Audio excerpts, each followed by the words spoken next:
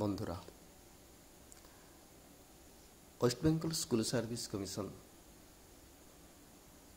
যেটা বিগত আগে ছিল, পরবর্তীকালে যার নাম হয়ে গিয়েছিল West Bengal CSSC, central school service commission,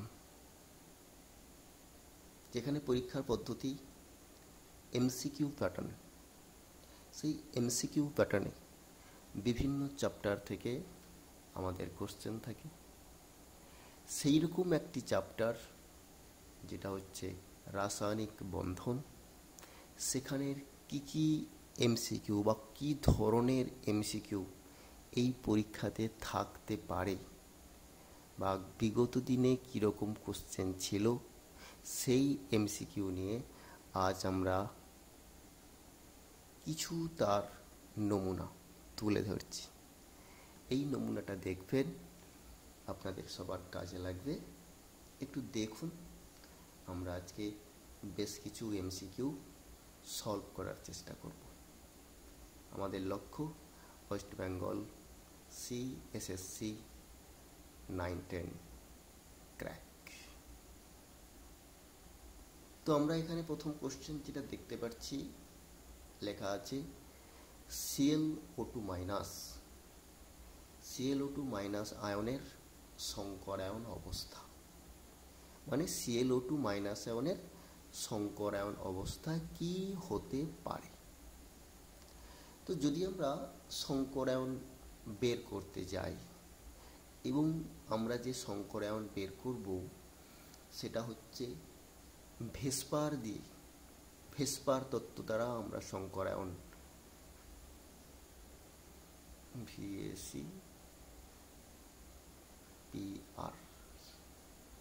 ভেসপার তত্ত্ব দিয়ে আমরা সংকরায়ন বের করব। এবং সংকরায়ন বের করে আমরা কি দেখলাম, ক্লোরিনের বাইরের সেলে 7টা ইলেকট্রন আছে এবং তারপরে আমাদের যেটা ছিল নাম্বার অফ মনোযোজি লিগেন্ড, বাট আমাদের এখানে মনোযোজি লিগেন্ডটা নেই। যেহেতু মনোযোজি লিগেন্ড নেই, তাই জন্য অক্সিজেনের সংখ্যাটা বাদ হয়ে গেল, আর মাইনাস সাইন আছে, সেই মাইনাস সাইনের জন্য 1 যোগ হয়ে গেল। যদি আমরা ভাবি তাহলে আমাদের আলটিমেট কি ছিল,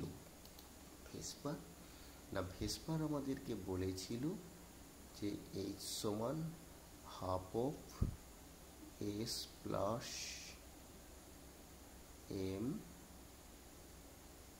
প্লাস মাইনাস C। এটাই ছিল আমাদের ভেসপার তত্ত্ব। এস বলেছিল কেন্দ্রীয় যে অ্যাটম তার যোজ্যতা কক্ষের ইলেকট্রন সংখ্যা, এম হলো নাম্বার অফ একযোজি লিগেন্ডের সংখ্যা, আর সি হলো চার্জ। সেই ফর্মুলাতে আমাদের এখানে একযোজি লিগেন্ডের সংখ্যা নেই, কেবলমাত্র ক্লোরিন সেন্ট্রাল অ্যাটম, বাইরে 7টা ইলেকট্রন আছে, অক্সিজেন দ্বিযোজি লিগেন্ড আর মাইনাস সাইন আছে। হিসেব করে দেখলাম আমরা কত 4 হয়, যেটাকে আমরা বলতে পারি sp3 সংকরায়ন। অর্থাৎ Cl(O2) আয়নের সংকরায়ন কত হয় না sp3। নেক্সট কোশ্চেন আমাদেরকে বলেছে অষ্টক সূত্র মেনে চলে, অর্থাৎ নিচের কোন যৌগটি অষ্টক সূত্র মেনে চলে। না, এইরকম যদি আমরা অষ্টক সূত্র মেনে চলে, আমরা কি জানি অষ্টক মানে কি না, অষ্টক কথার অর্থ হচ্ছে বাইরের সেলে আমাদের যদি 8টা ইলেকট্রন থাকে। অষ্টক আমাদের কি বলেছিল না, যদি কোনো সিস্টেমের বাইরে 8টি ইলেকট্রন থাকে সেই অষ্টক সূত্র বা সে হবে স্টেবল, অর্থাৎ সে অষ্টক সূত্র মেনে চলে।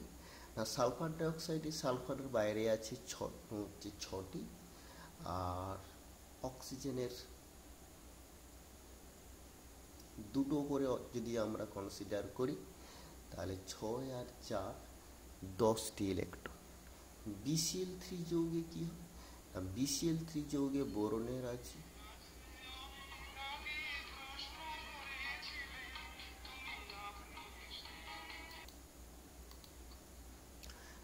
BCl3 যৌগে তাহলে কি হচ্ছে না, বোরনের আছে 3টি যোজ্যতা কক্ষে। না, বোরনের 3টির সঙ্গে তিনটি ক্লোরিন অ্যাটম, 3 3 6টি ইলেকট্রন।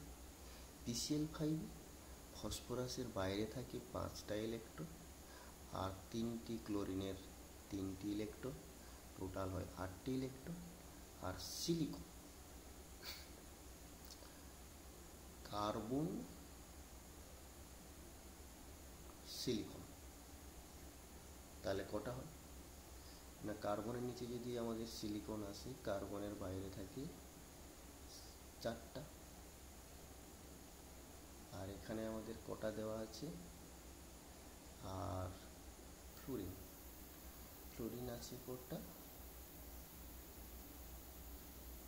4টা। আর দুটো হচ্ছে মাইনাস অবস্থাতে আছে, তাহলে তারা কটা করে দিবে, তারা দিবে 4টা। আবার হিসাব করতে পারে, সিলিকনের বাইরে 4টা, 6টা ফ্লোরিন আছে, 6টা মাইনাসের জন্য 2টা, তাহলে হয়ে গেল কটা, 12টা। অর্থাৎ SiF4 2 7 12টি ইলেকট্রন আছে। তাহলে অষ্টক সূত্র কে মেনে চলবে না, অষ্টক সূত্র মেনে চলবে যাদের বাইরের সেলে 8টি ইলেকট্রন আছে, সেই সমস্ত সিস্টেম অষ্টক সূত্র মেনে চলবে। পরেরটা আমাদের কি বলেছে না, নেক্সট কোশ্চেন আমাদের বলেছে HCF4 এর আকৃতি কেমন হবে। HCF4 না, HCF4 যদি আমরা তার ঠিক আগের কোশ্চেনের মতো ভেসপাত দিয়ে যদি আমরা তার সংকরায়ন বের করতে যাই, কি দেখতে পাবো, জেনন, জেননের বাইরে থাকে 8টি ইলেকট্রন, 4টা ফ্লোরিন, ফ্লোরিন হচ্ছে মনোযোজী লিগ্যান্ড, 8 + 4/2 6, sp3d2, sp3d2 সংকরায়ন। কিন্তু sp3d2 সংকরায়নের মধ্যে আমরা কি দেখতে পাচ্ছি, 4টা যেহেতু বন্ড পেয়ার আছে না, এখানে বন্ড পেয়ার কতগুলো আছে না, বন্ড পেয়ার আছে 4, আর লোন পেয়ার কটা আছে না, লোন পেয়ার আছে 2। এই করে আমাদের হাইব্রিডাইজেশন সংখ্যা হচ্ছে 6। আর তবে তার স্ট্রাকচার কেমন হবে না, যদি sp3d2 সংকরায়ন হয়, 4টা বন্ড পেয়ার 2টো লোন পেয়ার হয়, তখন তার যে স্ট্রাকচার আসে সেটা হলো স্কোয়ার প্ল্যানার। এইখানে এক্সি থাকে,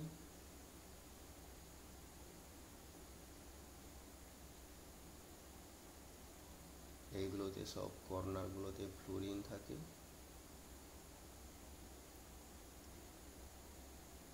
আর এইখানে একটা লোন পেয়ার থাকে, আর এইখানে একটা লোন পেয়ার থাকে।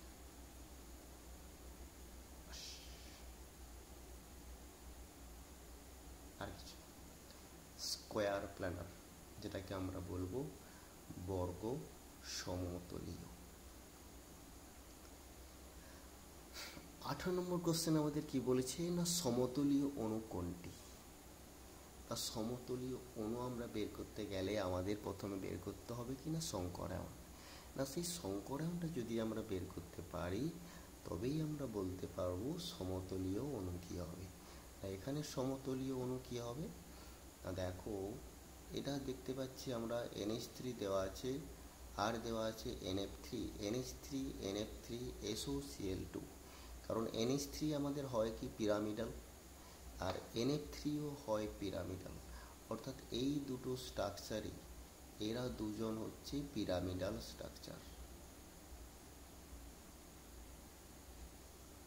এরা দুজন হলো পিরামিডাল স্ট্রাকচার। এটাও কি, এটাও হচ্ছে pyramidal structure. Double bonded oxygen একটা আছে, এবং এটাও দেখো সেম লোন পেয়ার মাথায় আছে, বাকি দুজনের মতো, এই দুজনের মতো তারও মাথায় লোন পেয়ার দেখতে পাচ্ছি। অর্থাৎ এটাও হচ্ছে পিরামিডাল স্ট্রাকচার। তাহলে প্ল্যানার স্ট্রাকচার কি না, BF3 যৌগ হচ্ছে প্ল্যানার স্ট্রাকচার, যার সংকরায়ন হচ্ছে sp2 সংকরায়ন। আর বাকি যে তিনটে দেওয়া আছে তারা হচ্ছে sp3 সংকরায়ন। এরা sp3 সংকরায়ন। sp3 সংকরায়ন হলে ওরা পিরামিডাল হতে পারে, টেট্রাহেড্রাল হতে পারে, ভি আকৃতির হতে পারে। আর sp2 সংকরায়ন যখন আমাদের হয় তখন সেটা কি হয় না প্ল্যানার স্ট্রাকচার। পরের কোশ্চেন বলেছে জলের বন্ধন কোণ 109°28' পরিবর্তে 104.5° হয় কেন? না যদি আমরা জল তার যদি বন্ধন কোণের কথা ভাবি, বলেছে সেখানে তার বর্ন অ্যাঙ্গেল 109°28' পরিবর্তে 104.5° হয় কেন? অর্থাৎ কি না জলের ক্ষেত্রেও আমরা কি দেখতে পাই না জলের ক্ষেত্রে আমরা দেখতে পাই যেটা তার সংকরায়ন এই যদি কনসিডার করি 6+2/2 = 4। 4 হলে কি হয় না sp3 সংকরায়ন। অর্থাৎ কি sp3 সংকরায়ন, sp3 সংকরায়ন। সেই sp3 সংকরায়নে বন্ড পেয়ার কটা না বন্ড পেয়ার হচ্ছে দুটো আর লোন পেয়ার হচ্ছে দুটো। এই করে মোট 4, 2 আর 2 যোগ করে আমরা কত পাচ্ছি না 4 পাচ্ছি। তার লোন পেয়ার দুটো আর বন্ড পেয়ার হলো দুটো। যদি লোন পেয়ার দুটো হয় বন্ড পেয়ার যদি দুটো হয় তো আর তবে তার স্ট্রাকচার কেমন হয় না তবে তার স্ট্রাকচার হয় যেটা আমাদেরকে বলা হয়েছিল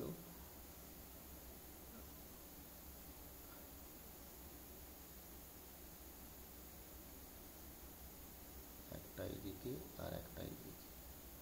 অর্থাৎ দেখো ভি এর আকৃতি হয় দুটো লোন পেয়ার থাকলে। অর্থাৎ দেখতে পাচ্ছি আমরা এখানে কি না লোন পেয়ার রিপালসান একটা দেখতে পাচ্ছি, lone pair bond pair repulsion একটা আমরা দেখতে পাচ্ছি। Lone pair repulsion, lone pair bond pair repulsion আর বন্ড পেয়ার রিপালসান। তাহলে বন্ড অ্যাঙ্গেল কমে যায় কেন? বন্ড অ্যাঙ্গেল কমে যাওয়ার কারণ হচ্ছে ভেসপার তত্ত্ব অনুসারে নিঃসঙ্গ ইলেকট্রন জোড় নিঃসঙ্গ জোড় বিকর্ষণ বল সবচেয়ে বেশি হয়। যেহেতু নিঃসঙ্গ ইলেকট্রন জোড় বিকর্ষণ বেশি হয় তাই ওর বন্ড অ্যাঙ্গেল 109°28' পরিবর্তে 104.5° হয়। সমযোজী চরিত্র সর্বোচ্চ।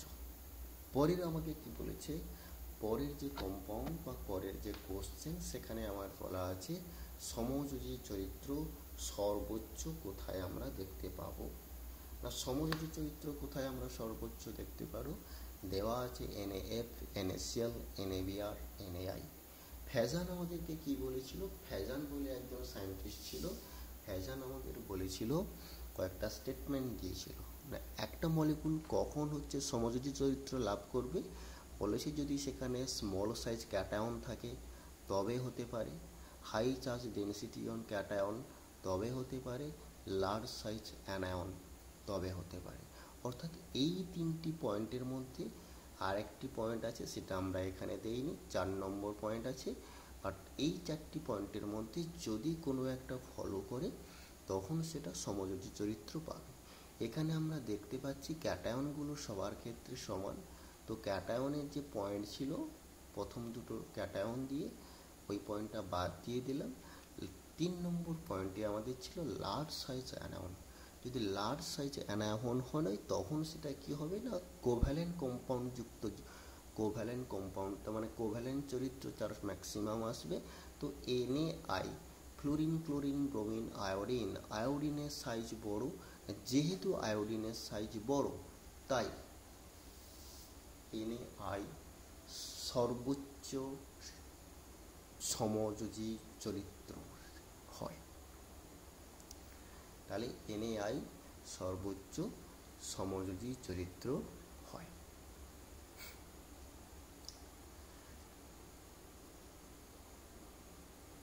21 নম্বর আমাদের কি বলেছে? 21 নম্বর বলেছে যে আয়নীয় বন্ধন এবং সমযোজী বন্ধন বর্তমান।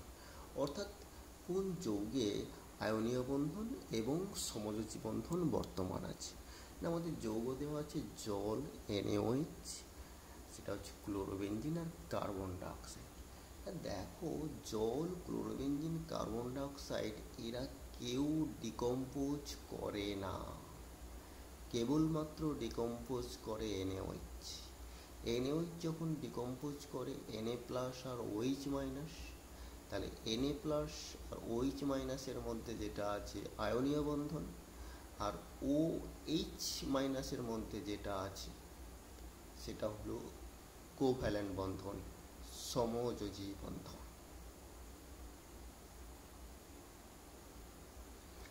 22 নম্বর কোশ্চেন আমাদের কি বলেছে?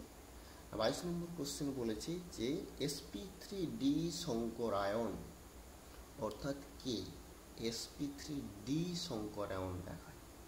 আমরা প্রথমটা দেখতে পাচ্ছি হাইব্রিডাইজেশন বের করে রেখেছি 3,3,6/2, মানে 2 যদি আমাদের হয় তখন আমাদের কি এটাকে নাম আমরা লিখতে পারি sp2 সংকরায়ন। ফসফরাসের বাইরে থাকে 5টা ফ্লোরিন আছে, 5 5 10/2, এইটার নাম হচ্ছে sp3d সংকরায়ন, sp3d। তারপরে SF6 6+6/2, এটা হলো sp3d2 সংকরায়ন। আর IF7 যেহেতু হচ্ছে sp3d3 সংকরায়ন। তাহলে আমাদের sp3d সংকরায়ন বলেছে না, sp3d সংকরায়নে আমরা যাকে পাবো সেটা হচ্ছে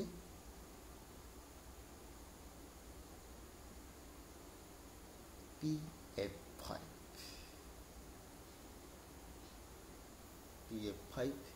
আমরা sp3d সংকরায়নে আমরা হচ্ছে sp3d সংকরায়নে PF5কে দেখতে পাবো। 23 নম্বর কোশ্চেন আমরা ছাড়লাম। 23 নম্বর কোশ্চেন আপনারা বাড়িতে বসে বসে দেখবেন।